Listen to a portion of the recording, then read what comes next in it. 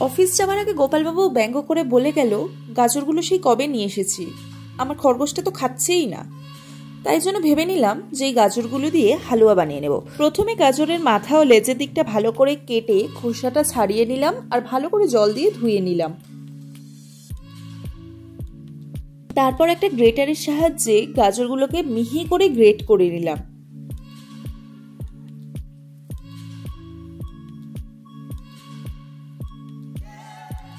খুব সাবধানে মিহি করে গ্রেট করে নেবার পর গাজরের টেক্সচারটা ঠিক এই রকম দেখতে হবে।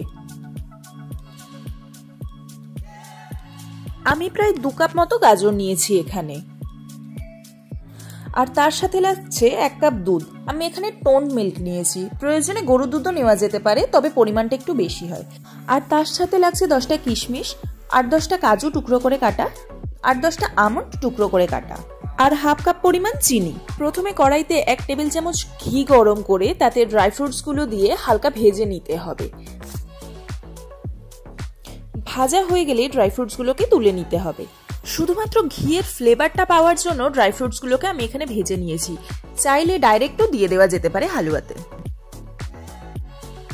এবার ওই ঘিয়ের মধ্যে গ্রেট করে রাখা গাজরগুলো দিয়ে ভালো করে নেড়েচেড়ে ভেজে নিতে হবে।